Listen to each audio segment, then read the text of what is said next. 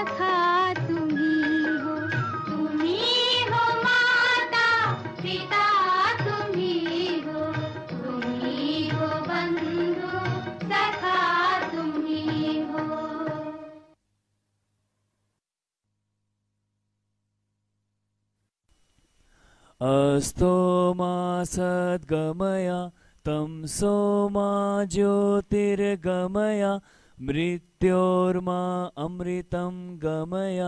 Om Shanti Shanti Shanti. Om. Be ready for national anthem. Jana Gana मन अधिनायक जय हे भारत भाग्य विधाता। पंजाब सिंधु गुजरात मराठा द्राविड़ उत्कल गंगा। विंध्य हिमाचल यमुना गंगा उच्छल जलधि तरंगा।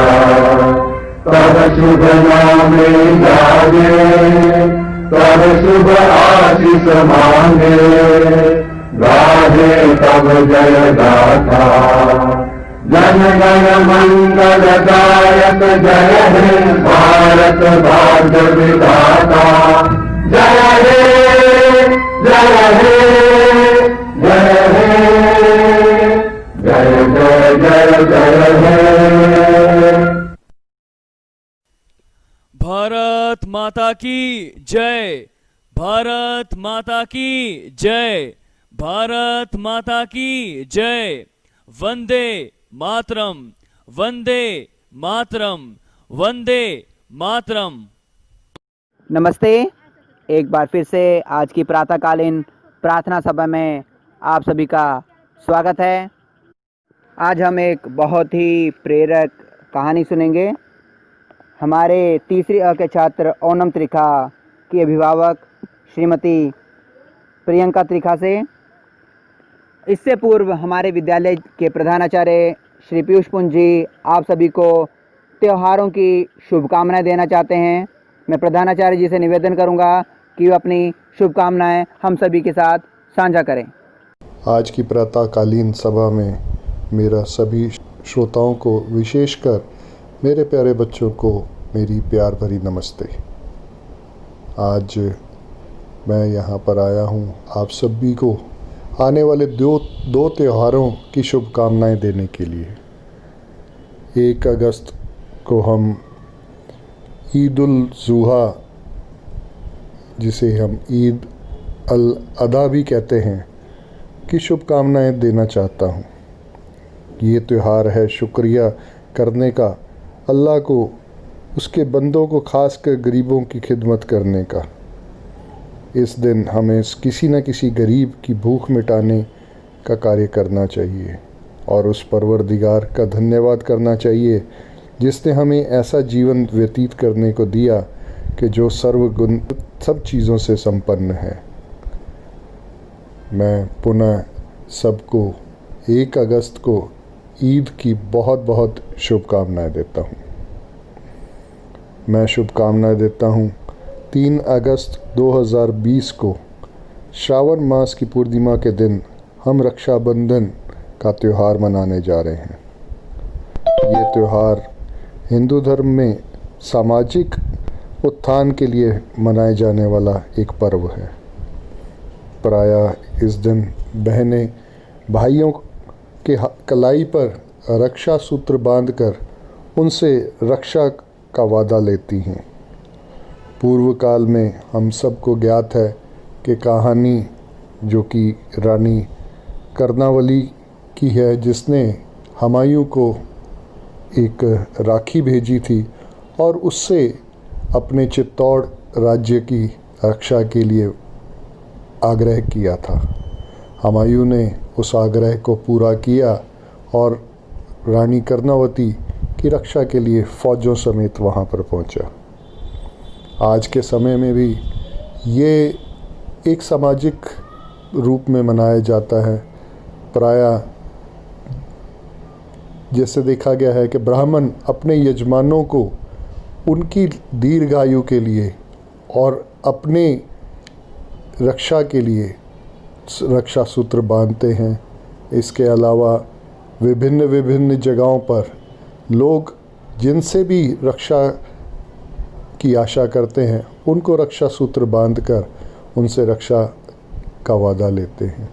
आज इस महामारी के दिनों में आइए हम सब उन सभी वॉरियर्स को भी जाकर ये रक्षा सूत्र बांधें और उनको प्रोत्साहित करें कि उन्होंने हमारी रक्षा के लिए जो कार्य किए हैं उसके प्रति हम नतमस्तक होकर उनका धन्यवाद करते हैं, उनके प्रति अपना आभार व्यक्त करते हैं और इस त्यौहार की शोभा को और बढ़ाएं।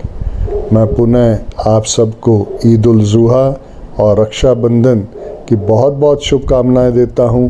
भगवान हमें इस महामारी के दौर से जल्दी निकाले और हम पुनः जिस तरीके से हम अपने त्यौहार मनाया करते थे वैसे ही अपने त्यौहार मना सकें। धन्यवाद। आपका दिन शुभ हो। धन्यवाद प्राचार्य महोदय, आपने सभी को ईद एवं रक्षाबंधन की शुभकामनाएं दी। इसके साथ साथ आपने एक नवीनतम विचार हमारे साथ साझा किया कि हम कोरोना योद्धाओं के प्रति आभार किस प्रकार से जता सकते हैं कि वे हमारी रक्षा कर रहे हैं, तो हम उन्हें भी रक्षा सूत्र बांध सकते हैं। इस नए विचार के लिए आपका बहुत बहुत धन्यवाद। मैं आशा करूंगा हमारे सभी अध्यापकों, अभिभावकों और छात्रों से कि वे इस नए विचार को अवश्य अपनाएं। अब समय हो रहा है आज के प्रेरक प्रसंग को सुनने का। इसके लिए हमारे साथ हैं तीसरी अ के छात्र ओणम त्रिखा की माता श्रीमती प्रियंका त्रिखा। नमस्ते मैम, आज का प्रेरक प्रसंग आरंभ करें और हमें भी संघर्षों का सामना करने की प्रेरणा दें। Namaste, respected principal sir, vice principal ma'am, teachers, parents and dear students.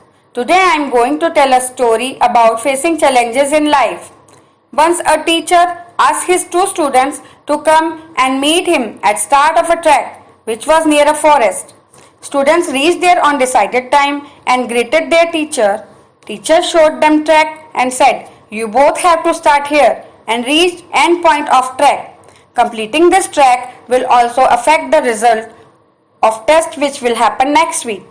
He wished them luck and started race. Both of them started together.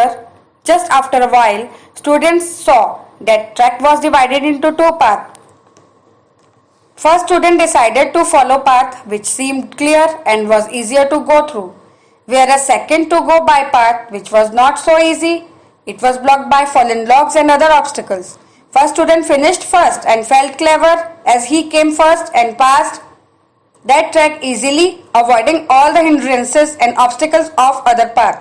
Second student took a while to reach end point as he had to pass through that path, battling obstacles in that path. Second student was happy that he was able to complete that race despite taking difficult path. When second student reached end point, first student proudly said, "I am glad I chose easier path as they would have only slowed me down." Teacher smiled and asked them to join him at specific location for next week test.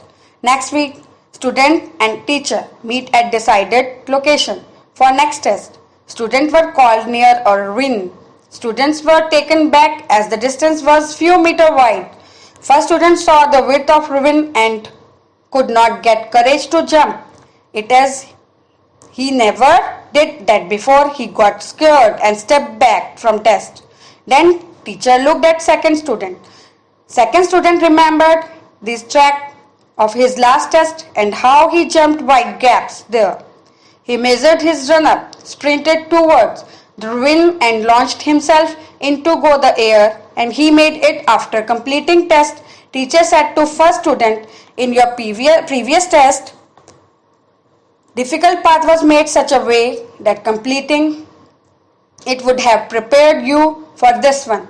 When you chose easier path, it helped you to complete that test easily, but you were not able to prepare for your tougher exams."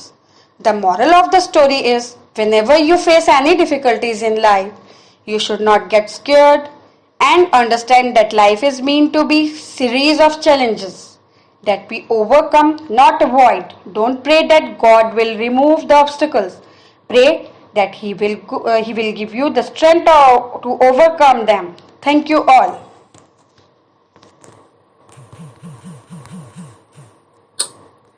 धन्यवाद श्रीमती प्रियंका त्रिखा, आपका इस प्रेरणास्पद प्रसंग के लिए बहुत बहुत धन्यवाद।